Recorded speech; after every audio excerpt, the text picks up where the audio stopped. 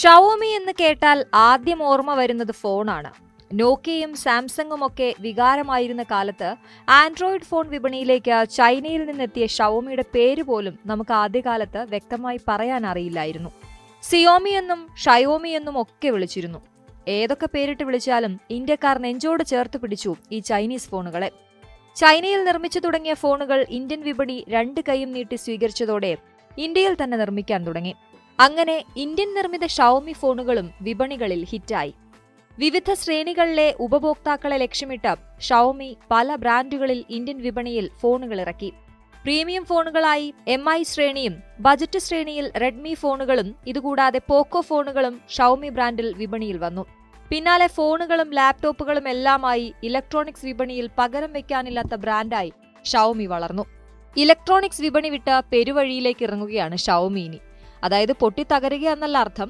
നമ്മുടെ റോഡുകളിൽ കുതിക്കാനുള്ള ഇലക്ട്രിക് കാറുകളാണ് ഷവോമിയിൽ നിന്ന് ഇനി വരാനിരിക്കുന്നത്. ഇന്ത്യയിലെ പ്രവർത്തനത്തിന്റെ 10ാം വാർഷികത്തിൽ ഷവോമിയുടെ ആദ്യത്തെ ഇലക്ട്രിക് കാർ ഇന്ത്യൻ നിരത്തിൽ തൊടും. ഇലക്ട്രിക് സ്പോർട്സ് സെഡാൻ ഇനത്തിലുള്ള SU7 എന്ന വാഹനമാണ് ഷവോമി ഇന്ത്യൻ നിരത്തിൽ ഇറക്കുന്നത്. ഇലക്ട്രോണിക് രംഗത്ത് നിന്ന് ഓട്ടോ ഇലക്ട്രിക്കൽ രംഗത്തേക്കുള്ള വൈവിധ്യവൽക്കരണം കൂടിയാണ് ഷവോമി യാഥാർത്ഥ്യമാക്കുന്നത് എന്ന് അർത്ഥം. സ്പീഡിലെ S എന്ന അക്ഷരവും അൾട്രയിലെ U എന്ന അക്ഷരവും എടുത്താണ് SU7 എന്ന പേര് കാറിന് തെരഞ്ഞെടുത്തത്. എന്തായാലും കഴിഞ്ഞ മാർച്ചിൽ ഈ കാർ ചൈനീസ് നിരത്തുകളിൽ ഇറങ്ങിയിരുന്നു. അവിടുത്തെ പെർഫോമൻസ് ഗംഭീരമായതോടെയാണ് ഇന്ത്യയിലേക്കും കാറിനെ ഇറക്കുമതി ചെയ്യാൻ ഷവോമി തീരുമാനിച്ചത്. ഇലക്ട്രോണിക് വാഹനങ്ങൾ നിർമ്മിക്കാനായി $10 ബില്യൺ ഷവോമി നിക്ഷേപം നടത്തിയിരിക്കുന്നത്. നിലവിൽ ചൈനയിൽ ഈ കാറിന് 70,000 ബുക്കിംഗുകളുണ്ട്. ഈ വർഷം അവസാനത്തോടെ ചൈനയിൽ 1,00,000 EVകൾ നിരത്തിൽ ഇറങ്ങുമെന്നാണ് ഷവോമിയുടെ കണക്ക്. ചൈനയിൽ $30,000 കാറിന്റെ വില. ഇന്ത്യൻ രൂപയിൽ ഏതാണ്ട് 25 ലക്ഷം രൂപ വരും.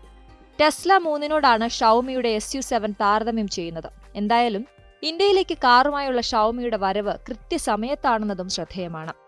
ചൈനയിൽ നിന്നുള്ള BYD, വിയറ്റ്നാമിൽ നിന്നുള്ള വിൻഫാസ്റ്റ് എന്നിവ ഇന്ത്യൻ ഇലക്ട്രിക് വാഹന വിപണിയിലേക്ക് വരാൻ എല്ലാം സെറ്റാക്കിയിരിക്കുന്ന സമയമാണിത്. അതിനിടയിലേക്കാണ് ഷവോമിയുടെ വരവ്.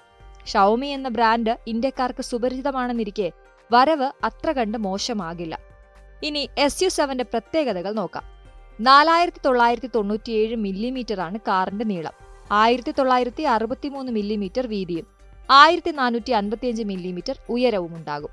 ആവശ്യത്തിന് സ്റ്റോറേജ് സ്പേസും ഉണ്ടാകും. 2 വേരിയന്റുകളിലാണ് ചൈനയിൽ കാർ ലഭിക്കുന്നത്. ഒറ്റത്തവണ ചാർജിംഗിൽ 668 കിലോമീറ്ററും മറ്റൊരു വേരിയന്റിൽ 800 കിലോമീറ്ററും സഞ്ചരിക്കും. 3 സെക്കൻഡ് കൊണ്ട് 100 കിലോമീറ്റർ വേഗം കൈവരിക്കാൻ കഴിയും. പരമാവധി 265 കിലോമീറ്റർ വരെ വേഗത്തിൽ സഞ്ചരിക്കാൻ കഴിയും. ഷവോമി കൂടി ഇന്ത്യൻ വിപണിയിലേക്ക് എത്തുമ്പോൾ ഇന്ത്യയിലെ ഇലക്ട്രിക് വാഹന വിപണി കടുത്ത മത്സരത്തിലേക്ക് നീങ്ങും.